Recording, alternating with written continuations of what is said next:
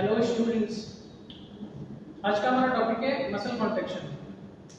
हम बात करेंगे कि कैसे मसल कॉन्ट्रैक्ट होती है, मसल की कौन सी वो यूनिट है जिसके कॉन्ट्रैक्शन से कोई मसल के अंदर कॉन्ट्रैक्शन का प्रोसेस होता है। तो स्टार्ट करते हैं।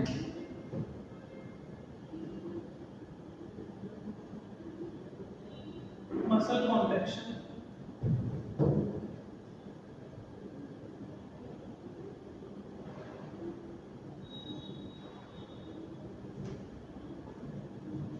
मसल कॉन्ट्रैक्शन की जो एक बेसिक यूनिट है, फंक्शनल यूनिट, वो है sarcomere, the unit of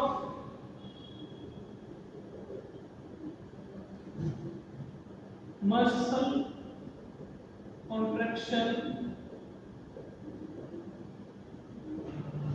is sarcomere. अब ये सार्कोमियर क्या है? हमने पढ़ा स्केलेटल मसल के बारे में।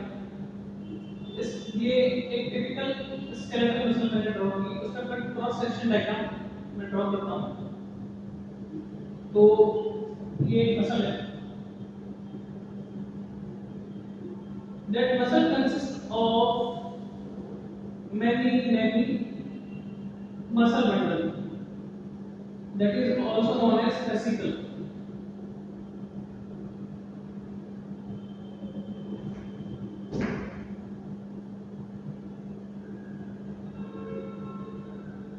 इन fascicle की चारों ओर में एक लेयर होती है कनेक्टिव टिश्यू की, जिसे हम कहते हैं पेरीमाइसियम।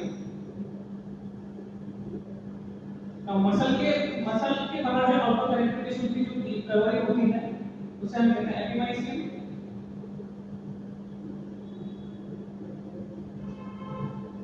ओके, फेसिकल को हम थोड़ा इलाज करके बाहर निकालें तो कुछ इस तरह से फेसिकल या मसल बंडल होता है।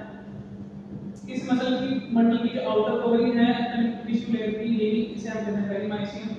और ये पेरीमाइसियम के अंदर है बहुत सारे muscle fibres. Perimysium consist of many muscle fibres, that is known as muscle cell और we can say muscle fibres. This is the functional unit of muscles. तो ये है मसल फाइबर। इस मसल फाइबर को हम बाहर निकालते हैं और इसको और बड़ा करते हैं। मसल फाइबर को हमने बाहर निकाला, इसको एनलार्ज किया तो कुछ इस तरह की स्ट्रक्चर हमें नजर आई। और इसकी जो आउटर कवरिंग है कनेक्टिव टिश्यू लेयर, इसे हम कहते हैं एंडोमाइसियम।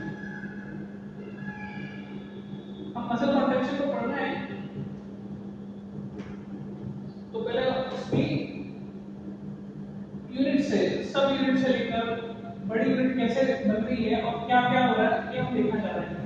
तो मसल्स बहुत सारे मसल बंडल से मिलकर बनी, और मसल बंडल जो बनी है वो है मसल फाइबर से, बहुत सारे मसल फाइबर्स। इन मसल फाइबर्स के अंदर होते हैं मायोफिलामेंट्स।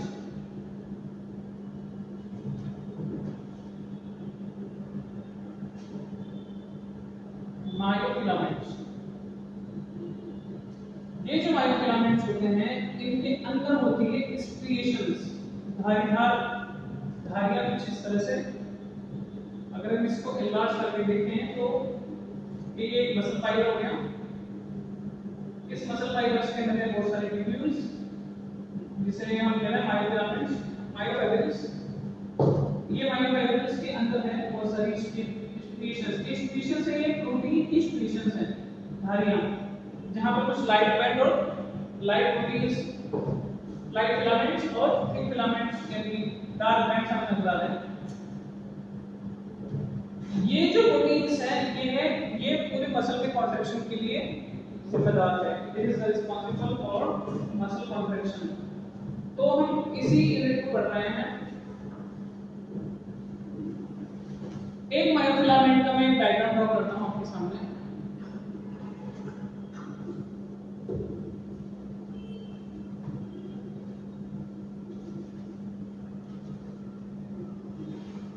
जब हम मायोफिलामेंट को देखते हैं तो उसमें हमें दो जिगजैग लाइन दिखती है।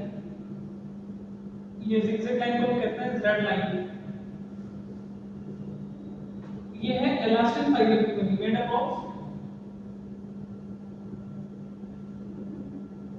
Elastic fibre.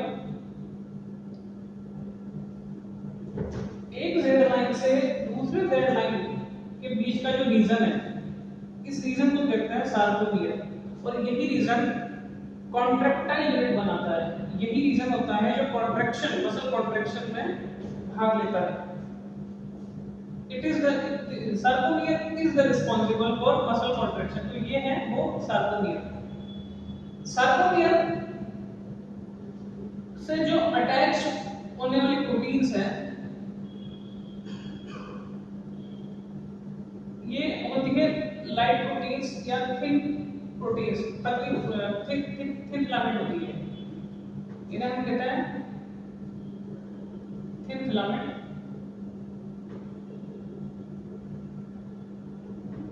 ये जो थिन फिलामेंट होती है इसे हम कहते हैं एक्टिन फिलामेंट। ये होती है जेड लाइन से अटैच।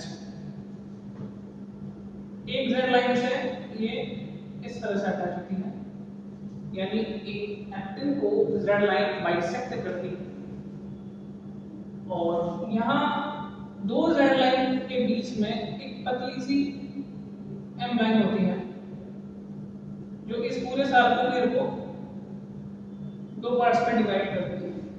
इसके होने का रीजन होता है कि यहाँ पर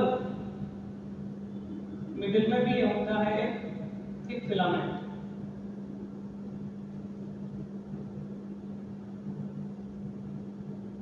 ये है थिक फिलामेंट। ये एम लाइन क्या करता है,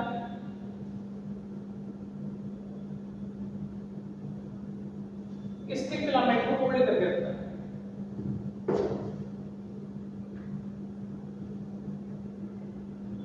ये हमने बनाया एक्टिन। एक्टिन थोड़ा सा ये ओवरलैप कर रहा है मायोसिन को। ये जो हमने देखा ये फिलामेंट,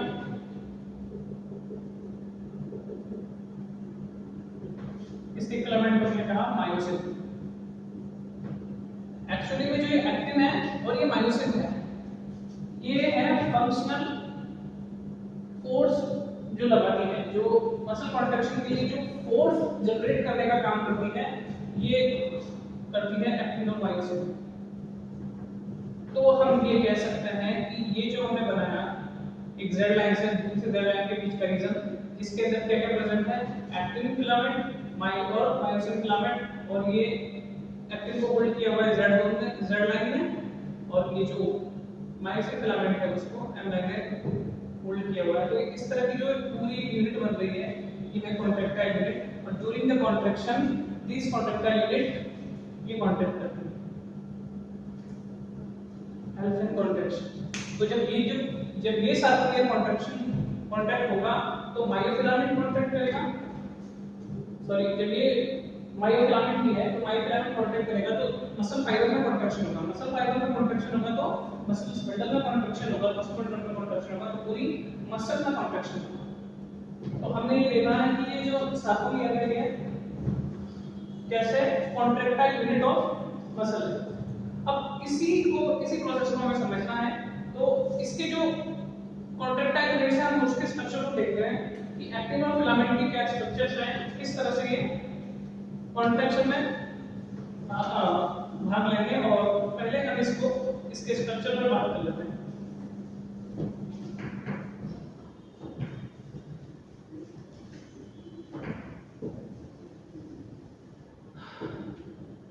तो हम पढ़ते हैं structure of contractile units.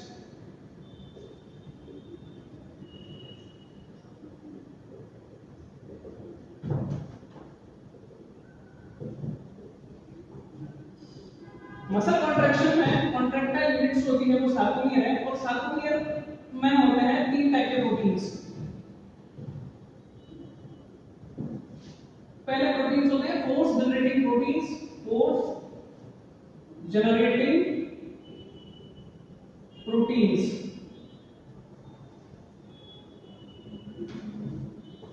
Second है रेगुलेटिंग प्रोटीन्स,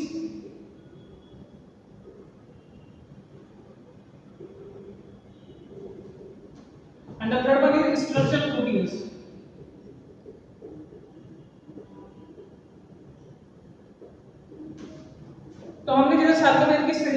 सार्कोपोरिया में हमने देखे फोर सिंथेटिक प्रोटीन्स कौन से होते हैं, दो टाइप के proteins, first one is actin and the second one is myosin.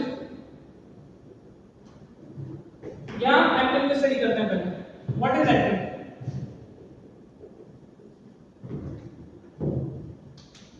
Actin क्या है? एक थिन फिलामेंट है। ये जो थिन फिलामेंट होता है इसकी एक यूनिट को कहते हैं जी एक्टिन। ये प्रोटीन ही है, तो प्रोटीन बहुत सारी पॉलीपेप्टाइड चेन्स का बना होता है, तो उसकी जो एक मोनोमर होता है उसको कहते हैं जी एक्टिन यानी ग्लोब्युलोलेक्टिन।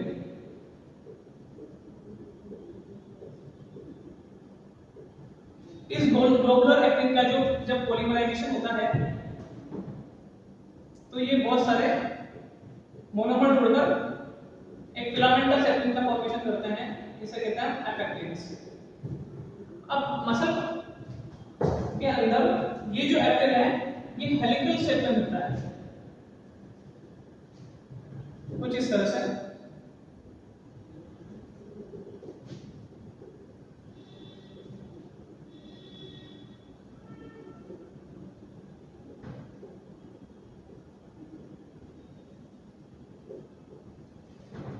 दो यूनिट्स होती है इसकी, दो एपेक्टिन मिलकर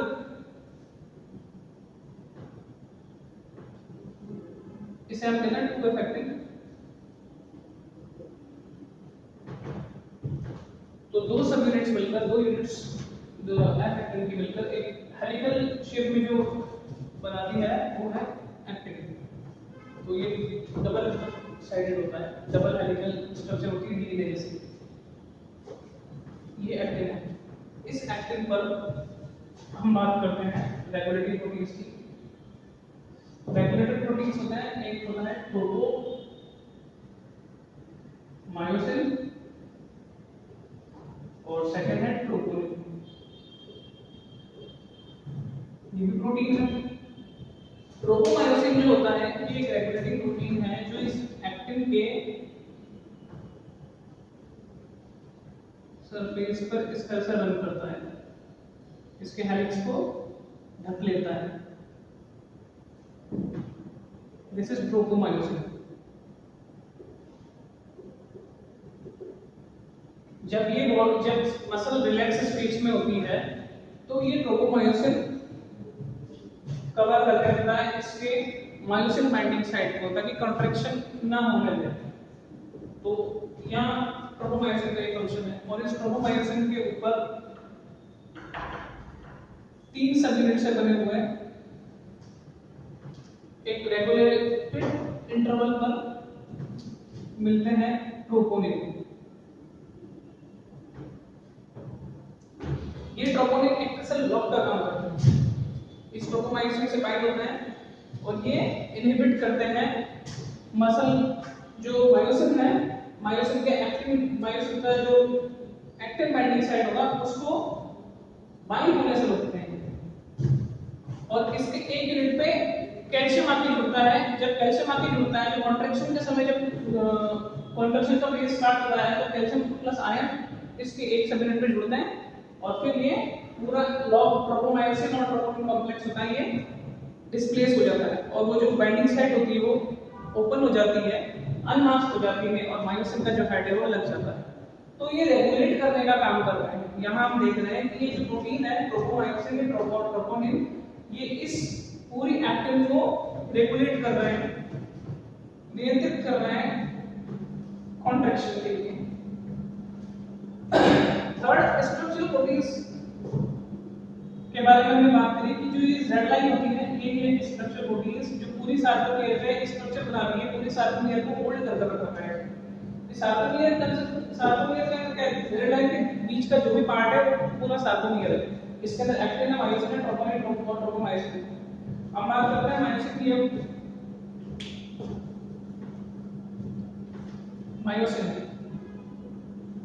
मायोसिन एक थिक फिलामेंट है। तो मायोसिन भी दो मोनोमर्स का बना है, एक पॉलीमर है जिसमें हमें कुछ तीन पार्ट देखने को मिलेंगे।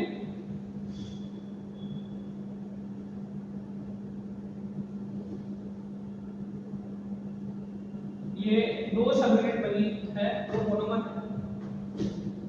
इसे हम कहते हैं मीरो मायोसिन। मैं बताता हूँ क्या है। ये एक यूनिट है मायोसिन की थीक फिलामेंट की। ऐसी बहुत सारे मायोसिन के अंदर प्रेजेंट होती है। तो ये है यूनिट ऑफ मायोसिन।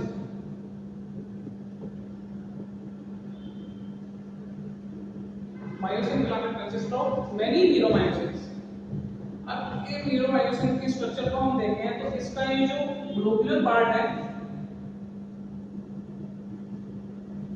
इसे कहते हैं हेड पार्ट। और इस हेड पार्ट पे दो साइड्स होती हैं। First head ATP binding side and the second one is active binding side. इनका क्या फंक्शन है ये अभी हम देखेंगे। ये जो रीजन है, जैसे ये कोई भी स्ट्रक्चर है, इसका हेड पार्ट उठा हुआ है, तो जिस एक्सिस पे उठा हुआ है इसे हम कहते हैं क्रॉस आर्म। जिस आर्म पे उठा हुआ है इसे कहते हैं क्रॉस आर्म।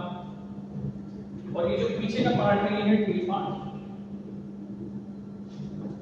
ठीक है, तो हमने ये स्ट्रक्चर देखी एक्टिन की और मायोसिन की। एक्टिन क्या है? बहुत सारे प्रोटीन्स का पॉलीमर एफेक्टिन, दो एफेक्टिन मिलके एक एक्टिन की यूनिट बनाते हैं, एक थीन फिलामेंट यूनिट बनाते हैं, जिसे हम दो एक्टिन कहते हैं। मायोसिन का हमने देखा मीरोमायोसिन है, इसकी एक यूनिट होती है मीरोमायोसिन। मीरोमायोसिन का एक पार्ट, इसका जो टॉप का पार्ट है, हेड पार्ट है, जो ग्लोबुलर पार्ट होता है। यहाँ पे दो साइड्स होती हैं, एक एटीपी बाइंडिंग साइड और active binding sides. ATP binding sides के बारे में हम आगे देखते हैं। और ये जिस पे स्टैंड करती है उसे हम कहते हैं क्रॉस आर्म, और इसका जो बैक पोर्शन है वो टेल पार्ट। तो हमने ये देखा कि स्ट्रक्चर फंक्शनल यूनिट जो कार्बोनियर है उसमें कौन-कौन से प्रोटीन काम कर रहे हैं। अब हम बात करते हैं मैकेनिज्म ऑफ कॉन्ट्रैक्शन। यहां तक हमने समझ लिया कि किस तरह से कौन-कौन सी यूनिट्स जो इस मसल कॉन्ट्रैक्शन में प्रोसेस में काम आएगी। अब उस को हम इंप्लीमेंट करते हैं, देखते हैं, समझते हैं कि क्या क्या हो रहा है, किस तरह से हो रहा है।